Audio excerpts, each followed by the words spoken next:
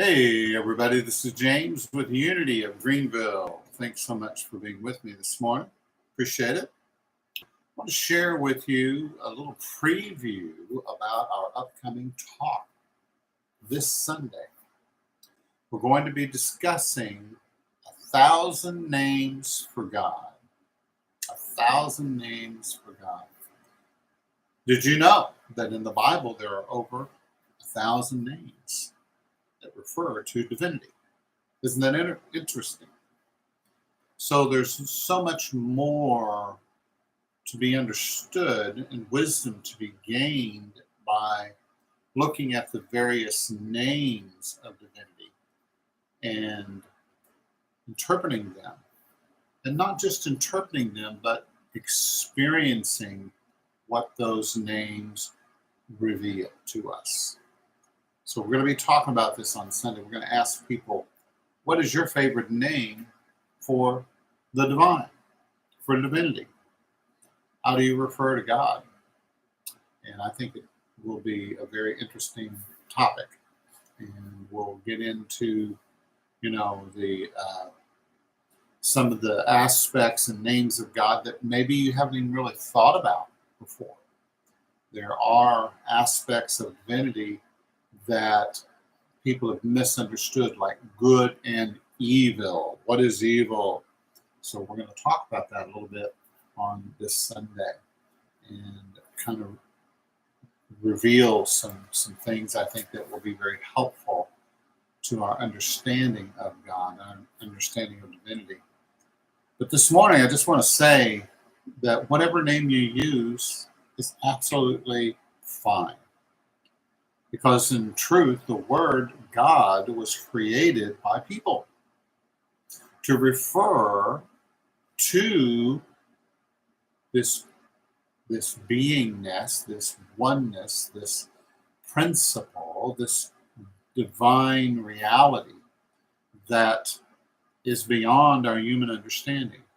It's difficult for a finite mind to understand an infinite intelligence. Think about that. And so we do the best we can. So we come up with names.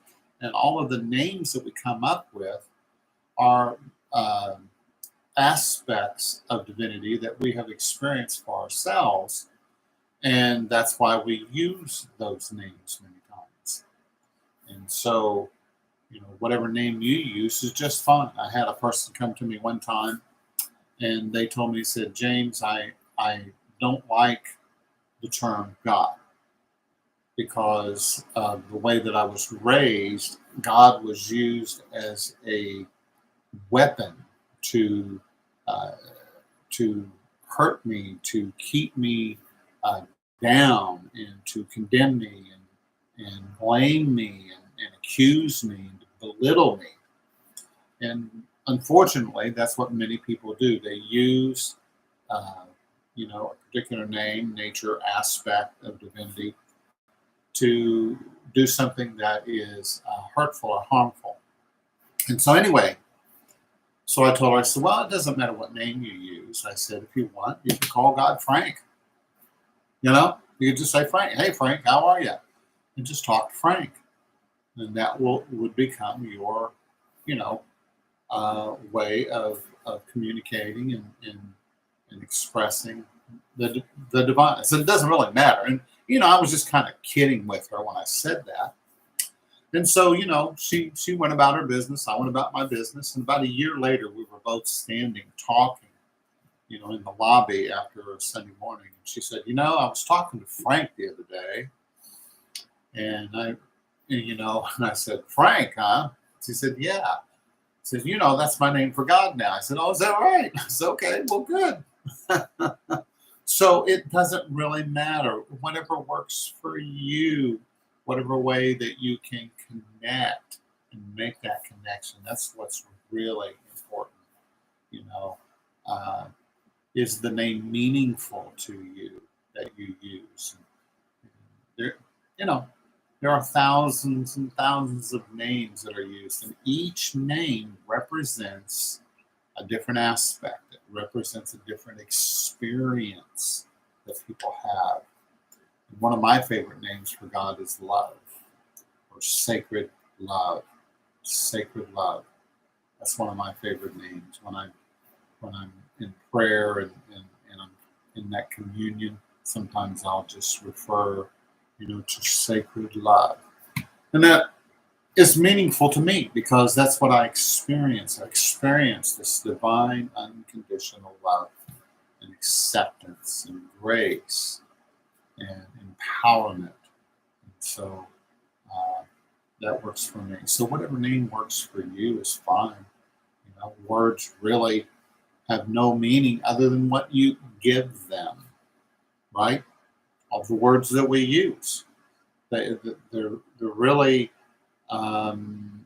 words that we have imbued with power, or we have imbued with certain meanings and significance. And so whatever you use works for you. And it really is not as important as your experience of divinity. If a certain name you use inhibits you or keeps you from your good, then maybe you might want to experience God in a different way. So use a different name.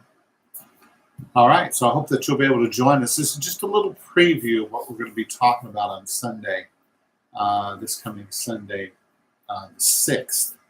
And also, I want to remind you, it is time to change your clocks. We're going to be going back, 1 hour.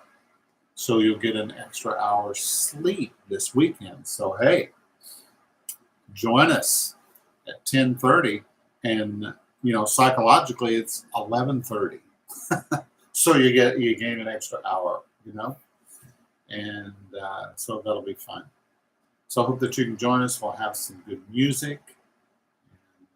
And it's just going to be a really special time. If you like what we do here on this broadcast, this program, you enjoy what you hear, I invite you to consider being a partner with us and supporting us. And maybe even becoming a member of Unity of Greenville. Because, in these days that we live in with technology, the virtualness of things, we can have members from all over the world. And if you want to be a member of Unity of Greenville, we'd love to have you be a member. And just let me know if you're interested, and we'll get you fixed up pretty quick for our next membership meeting. All right. So today, I invite you to consider, what name for God is sacred to you. What nature, what revelation is so important to you, and then maybe use that for a while and allow that to just sink in and soak in, and see what happens. All right. So I look forward to seeing you this Sunday. It's been good talking with you this morning. Have a beautiful rest of the week and a fantastic weekend.